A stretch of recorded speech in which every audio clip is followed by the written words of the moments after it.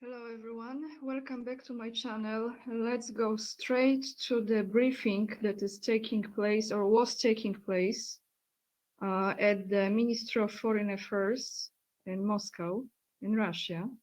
And here will be Maria Zakharova addressing the proposal of ceasefire that US and Ukraine allegedly negotiated. So let's go to the live stream. However, this is a little bit delayed. It's already translated into English. Let's listen to Maria Zakharova.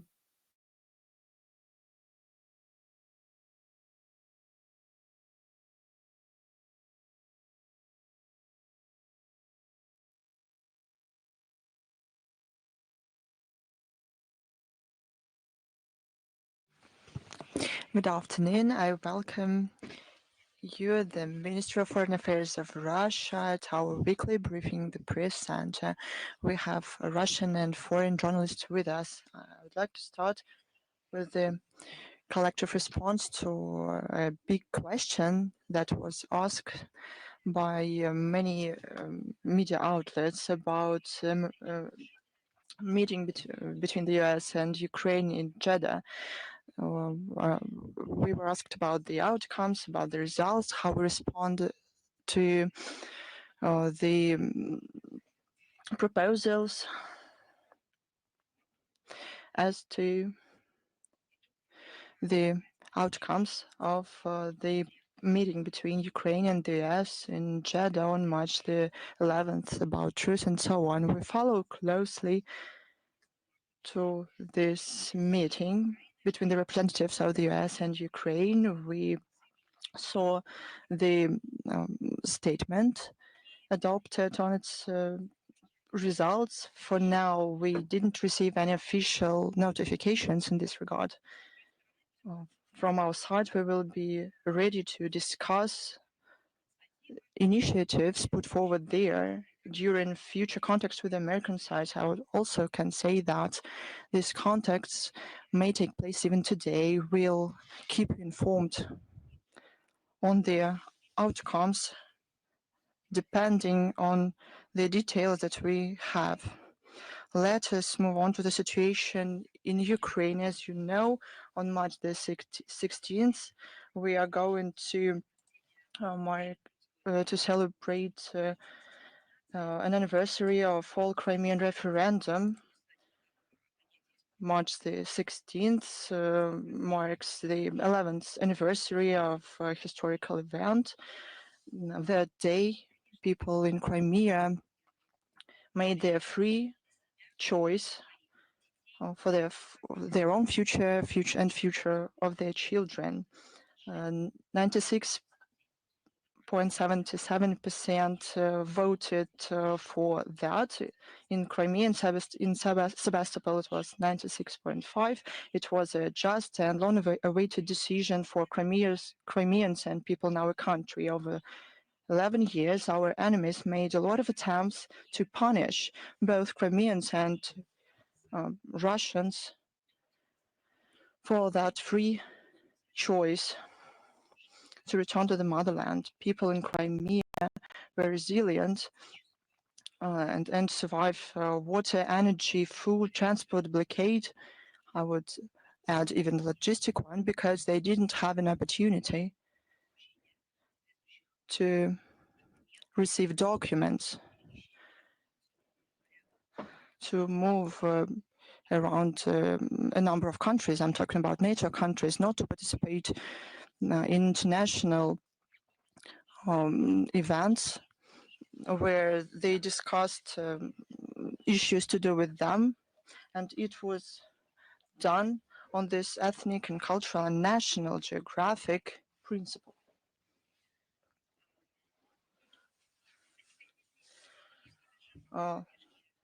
They survived a full-scale legal aggression. The Western campaigning media failed when Crimea was called. Do you remember that? They called Crimea the Peninsula of Fear, where ostensibly there was discrimination.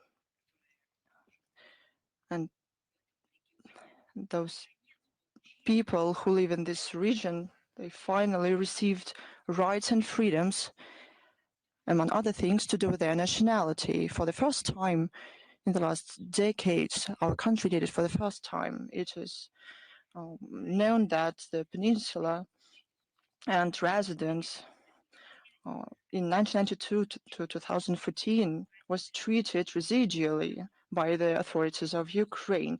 The economy did not develop, the infrastructure was run down, the humanitarian sphere was Ukrainized. They wanted to destroy culture and history. That was the essence of life of people in the peninsula. So you can watch this entire, sorry guys, let me see, where do I have this right here? Okay. You can watch this entire live stream. I will attach the link down below in the description box. However, as you could hear, not much was said from the Russian side yet. If they have meetings today, I'm sure we're gonna know very soon. I don't think any one of us is going to be surprised if Russia will not agree to the ceasefire proposal. But today's video will be a little bit different because I want to take you through a history lesson. And that is something that inspired me while I was watching a short clip on Instagram again. So we will go there. But before that, quick read the article from TASS. Let me show you about sanctions on Russia. So this is from yesterday, from March 12th. No new sanctions for Russia. That's what President Trump said. And what did he say? He said this, that he does not consider necessary to introduce new sanctions against Russia because crisis settlement in Ukraine is the priority for him. Quoting him, I can do things financially that would be very bad for Russia, but I don't want to do that because I want to get peace. Excuse me. I actually heard him saying this in the Oval Office. There was a visit yesterday from Irish official. I'm sorry, I forgot if he's the Prime Minister. I think he's the Prime Minister of Ireland. So he was there yesterday in Washington DC. But now I want to take you guys to a clip that I came across, and I want to share with you my way of thinking, and that's how I connect the dots, and would like to ask your opinion about it. So let's go to that video. It's on Instagram, and I will be posting it later on in my stories. If you don't follow me there, make sure you do. Anya K_44. Let's play it.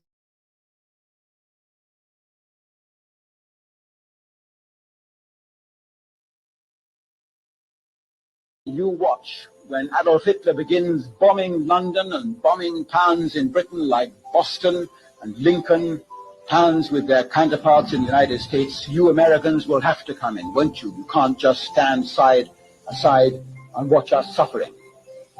But he knew from code breaking, he knew from reading the German Air Force signals, which we had broken on May 26, 1940, that Hitler had given orders that no British town was to be bombed. London was completely embargoed. German Air Force was allowed to bomb ports and harbors and dockyards, but not towns as such.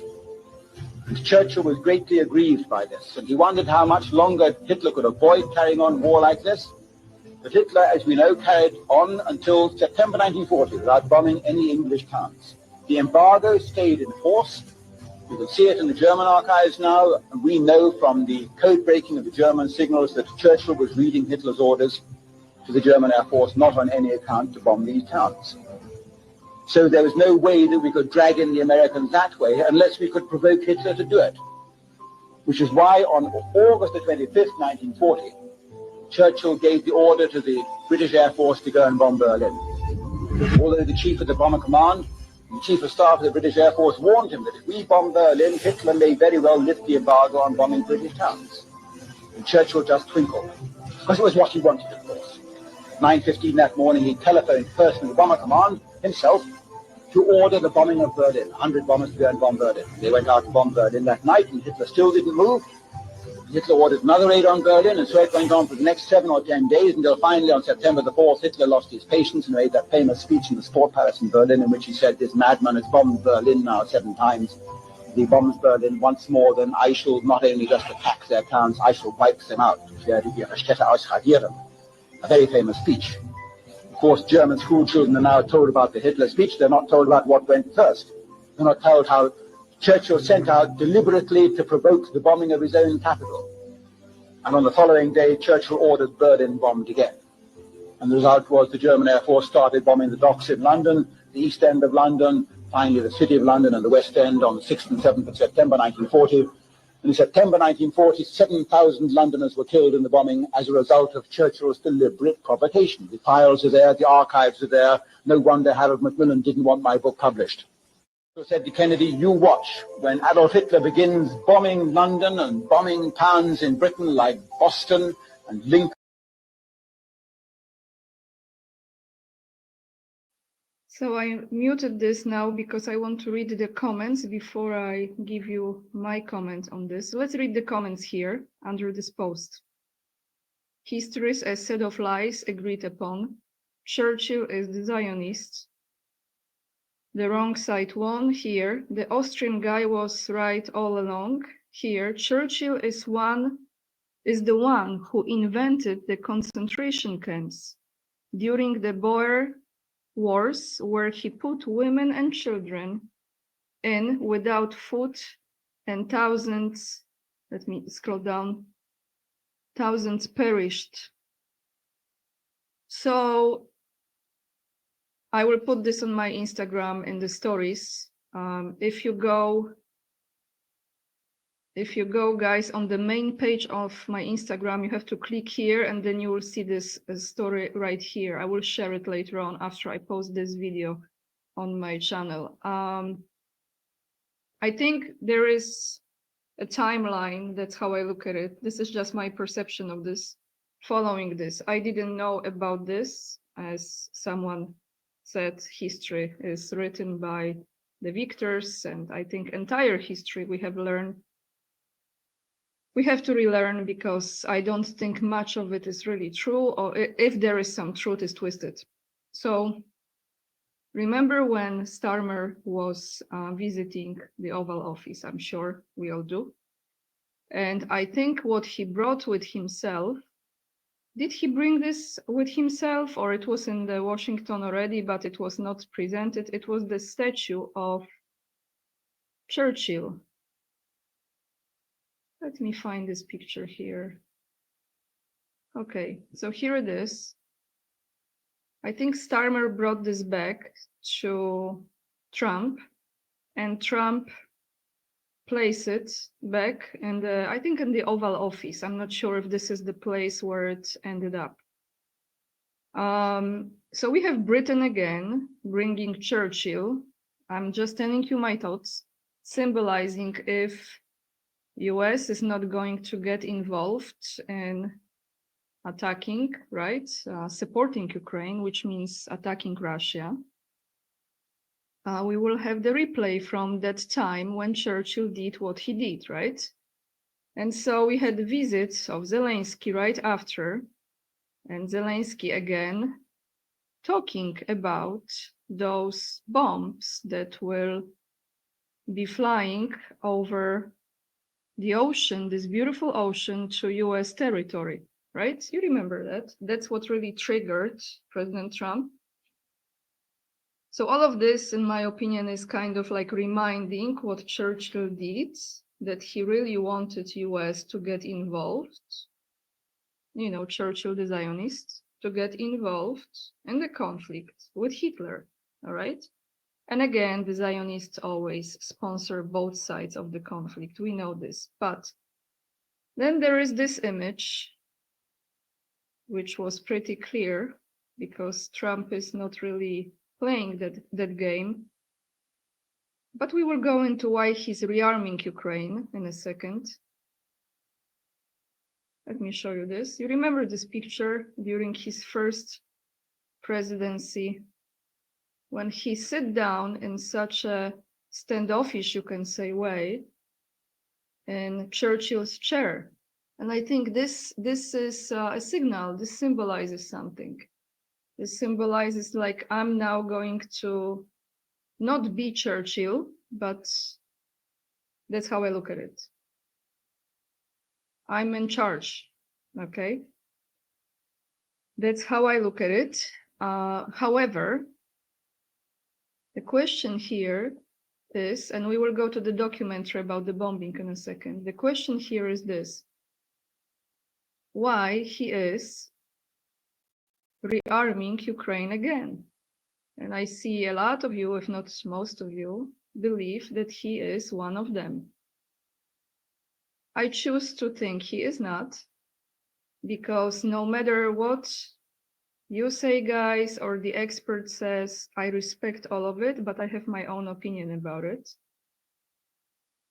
And I will stay with my intuition and my instinct until the moment when I'm proven completely wrong and my intuition tells me that I was off. So far in my life, it was serving me pretty well. Someone left a comment yesterday under my video, Michael Cuthbertson. I'm really sorry, Michael, if I mispronounce your last name. This is the response about giving the arms again to Ukraine, right? Because it just doesn't make sense for someone who wants peace to do that. So you say maybe Trump is giving Putin time to finish his task in Ukraine. And this is, Michael, exactly what I was thinking, because if he's giving those weapons to Ukraine, and let's say they come to the agreement of a ceasefire, which I don't think Russia will accept, but let's say there will be some form of slowing down, right? Or maybe ceasefire, who knows?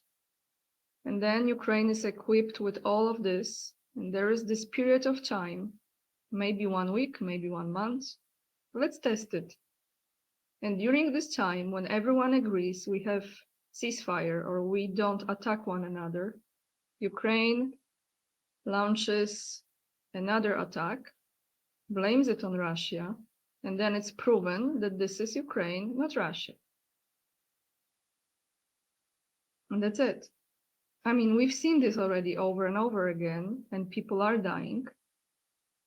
But my point here is this: I think, still believe in this, that Trump and Putin are fighting with the same evil, the same evil.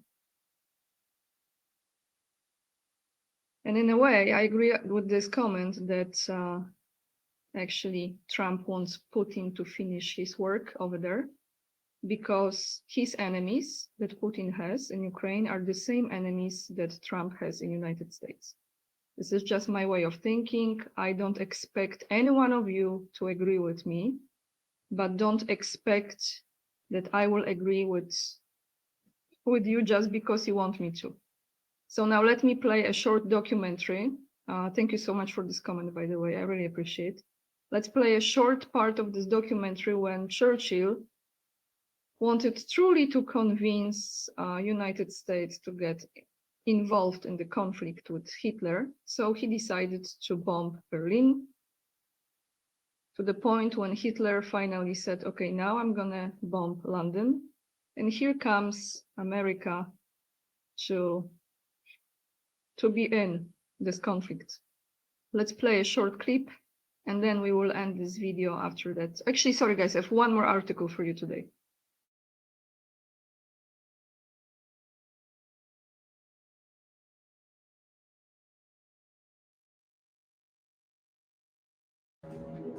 On August 25th, British bombers took off for the first air raid on the capital of the Third Reich.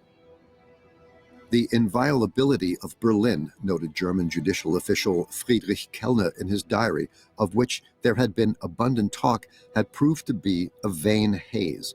In the face of such attacks, Adolf Hitler clamored in Berlin's Sportpalast. Wenn die britische Luftwaffe 2.000 oder 3.000 oder 4.000 Kilogramm Bomben wirft, dann werfen wir jetzt in einer Nacht 150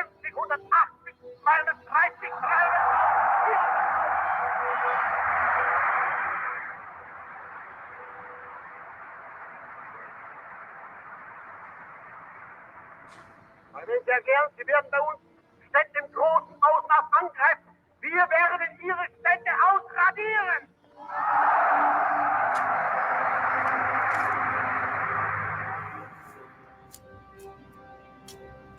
For the first time since the beginning of the war, the Germans were made aware of their own vulnerability. Despite various blitzkrieg victories, the Luftwaffe was unable to keep enemy plane formations out. Berlin did not seem particularly impressed by this. What could be said, however, was that doubts about Göring's abilities and capacities to defend the Reich were beginning to grow.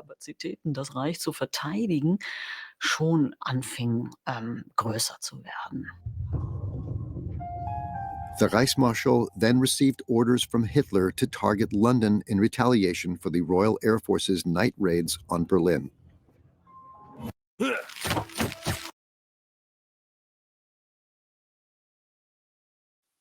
So I'm going to attach this as well down below in the description box. I personally didn't know about it. A lot of facts from history we forget. I don't even know if this was in a book or if it was in a history book, in the history classes. Maybe Churchill, or rather for sure Churchill, was presented as this heroic figure who was just brilliant and caused no harm, just protected everyone, especially in United Kingdom.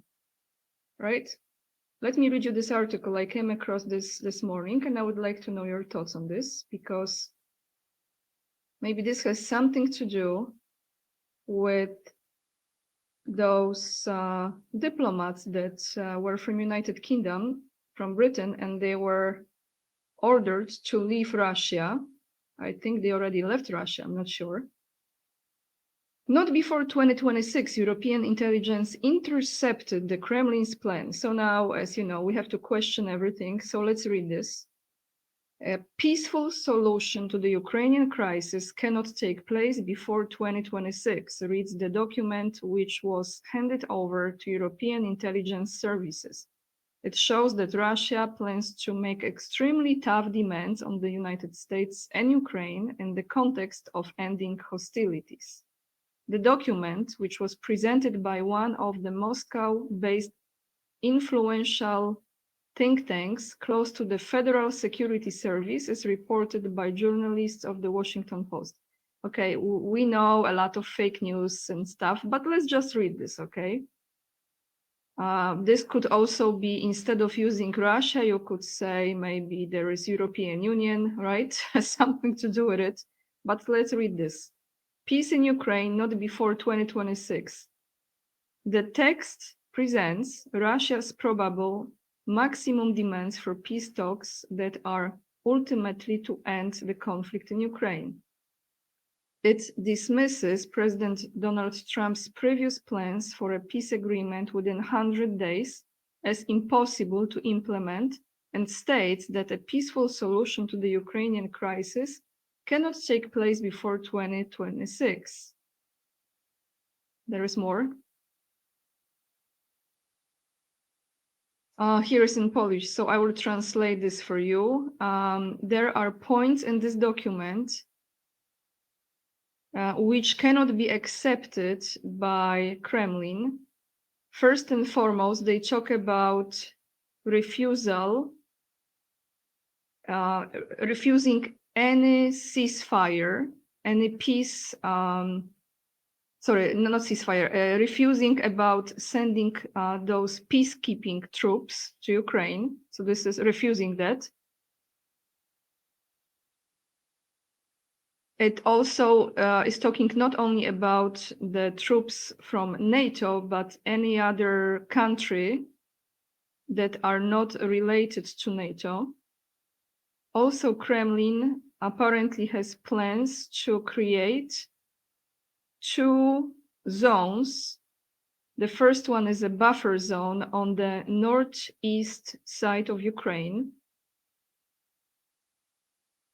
that will go along the borderline of the Bryansk and Belgorod oblasts regions. The second one, the second zone, is the demilitarized, sorry guys, my English, zone that will be near Crimea. So that's what this document says. I will attach again the link down below in the description box.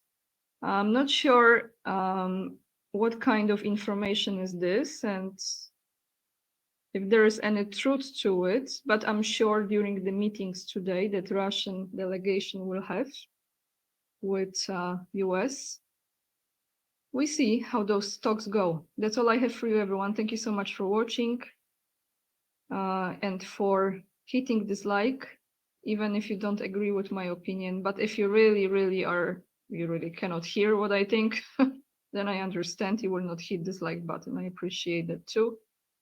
The links will be below in the description box. And if you choose to support my work, you also have my Patreon, PayPal, locals, or you can become member of my channel as well. Tonight at 7 p.m. Warsaw time, not 8, 7 p.m. Warsaw time, that is 11 a.m. Seattle, Washington, United States time. I will have live stream with Andrei Martyanov, and of course we're going to address all those meetings and ceasefire topics and everything that is what's coming after that. With this being said, thank you so much, lots of love, and remember, we are the leading edge and we are saving humanity. And I see you tonight during my live stream with Andrei Martyanov. Bye, everyone.